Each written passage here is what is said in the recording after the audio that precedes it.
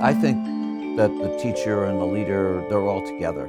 You know, I don't think of them as distinct parts of what I do.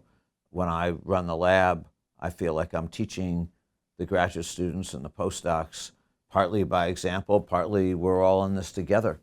And I think that they go together. My hope is that when people leave this lab, you know, they're stronger, better people, that they're leaders themselves. And that, in fact, has happened. I mean, we have over 300 people who have left the lab who are professors who lead their own lab. We've had many people leave the lab who've become presidents of companies, who've started their own companies, who've become CEOs. So they've become leaders, and that's what I love to see.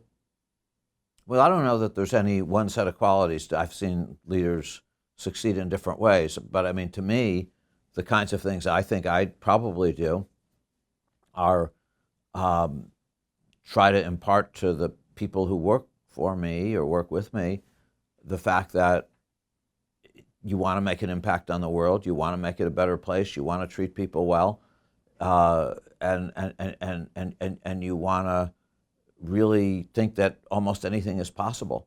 And I guess finally, the way I try to deal with people, for the most part, is try to provide what I'll call positive reinforcement. If somebody does something good, I want to let them know it, rather than say yelling at them and saying you should work harder. I want people to work hard because they want to, not because they have to. Well, the way I try to foster this idea of discovery and invention is partly by example.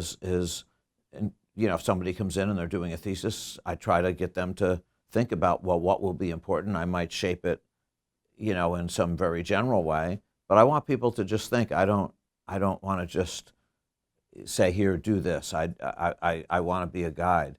Another way I sometimes think about it is this, because I'm dealing with graduate students and postdocs. And so the way I often think about it is, if somebody is a graduate student or a postdoctoral fellow, almost their entire life up till then, they've been judged, say, by grades or other means, by how well they give answers to other people's questions.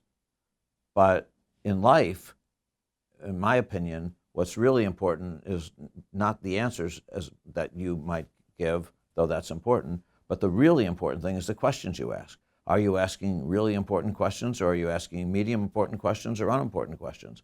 I think the key to it is to help somebody go from somebody who gives good answers to somebody who asks good questions.